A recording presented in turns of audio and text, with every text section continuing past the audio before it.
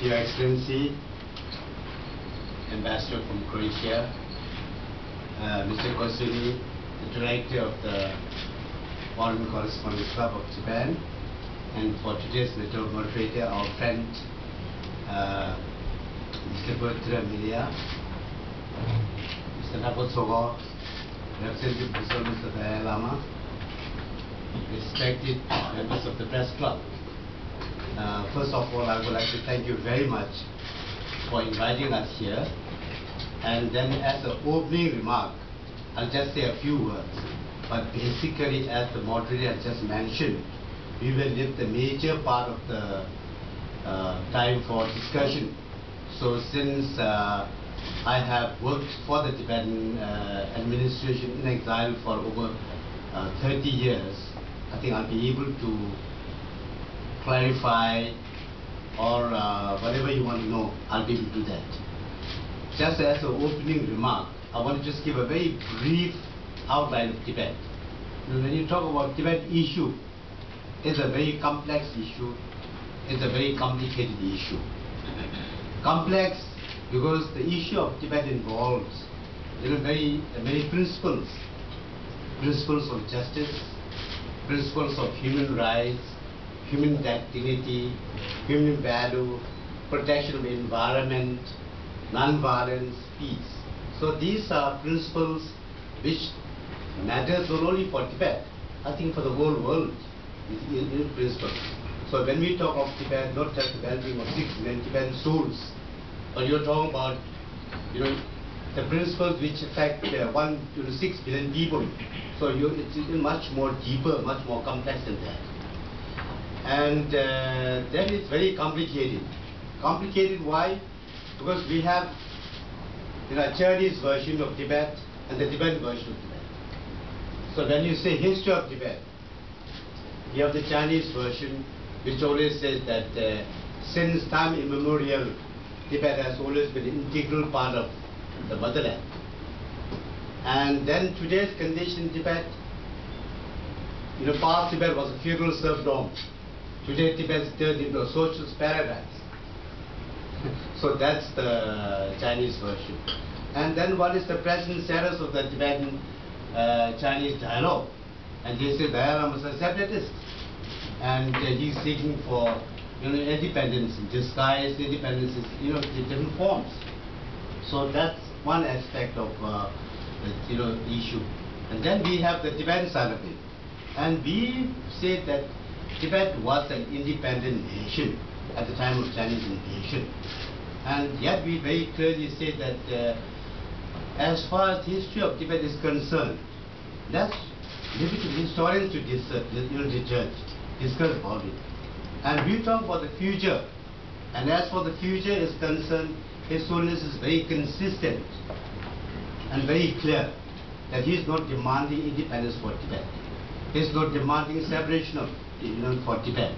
He said if the Chinese government gives the Tibetan people a genuine autonomy, an autonomy which constitutes the entire Tibetan area, where the Tibetan people could live in peace and harmony and preserve their way of life and culture, and we are willing to respect the Chinese constitution, and within that framework we will be happy to stick.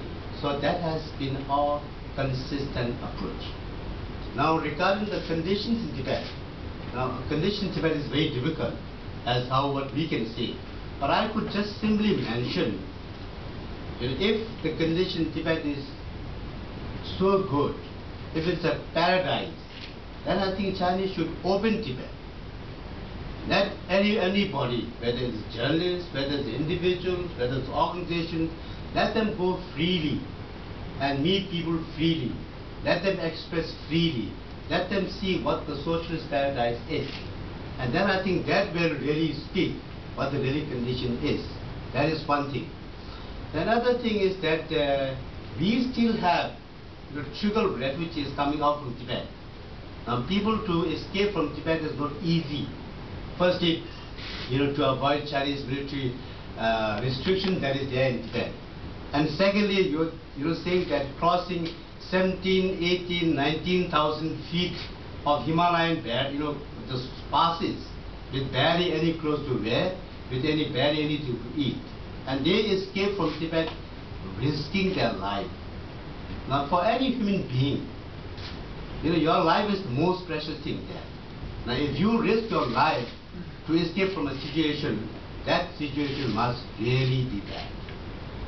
So I think this is just to sum up.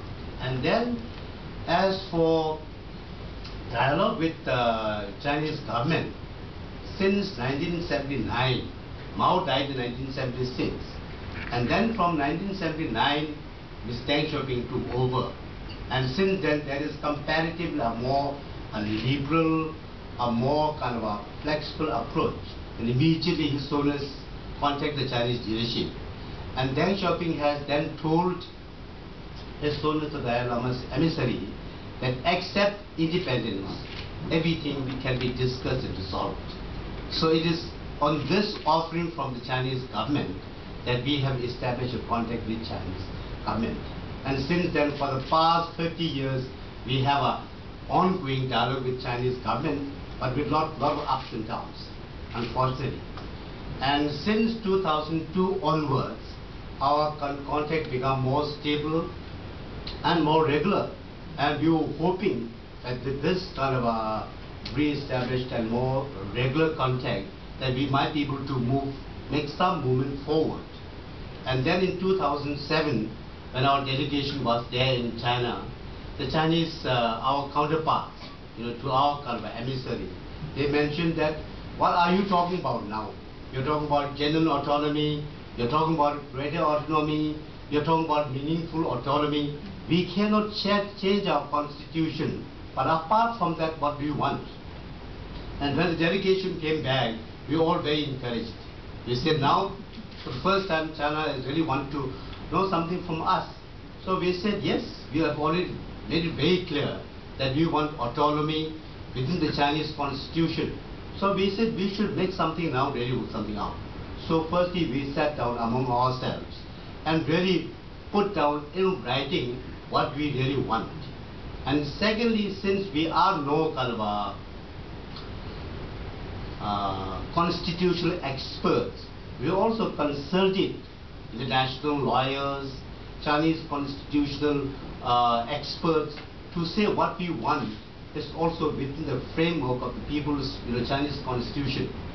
So then we presented in 2008, in end of 2008, this particular memorandum, memorandum for general autonomy for Tibet.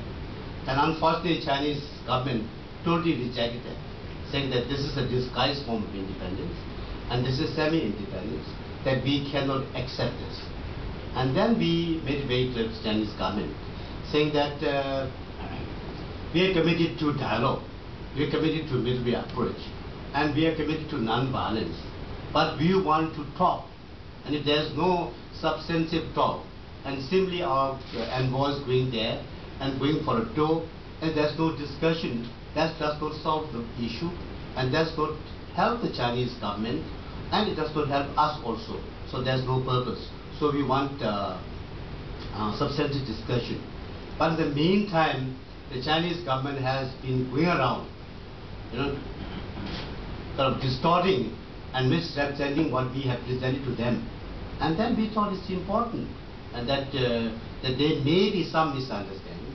So this February, our envoys were there again in China, representing a note of the clarification of the memorandum that we have presented to the Chinese government, saying that there may have been some misunderstanding if there is, and this is what we are really saying. And we presented that to the Chinese government, and unfortunately again, there is in this, you're talking about two parties. Like you talking about, if you're to clap, you need two hands. So we have always one hand. Then who's committed to non-violence, who's committed to dialogue, who's committed to autonomy, not wanting a separation or an independence for Tibet. But there's no other side, so you can't clap. So there's no sound at all. So that's the problem right now. And but still, Tibetan people are committed to this dialogue, and we made it very clear to Chinese government, anywhere, anytime, these three things are our basic stance, and we are willing to come and discuss anytime, anywhere. Well, this is my very short, try to sum up the whole thing, a very short thing there. And I know there will be many things that you want to know, and there will be many issues that you want to further details, and I'll be very happy to answer questions. Thank you very much.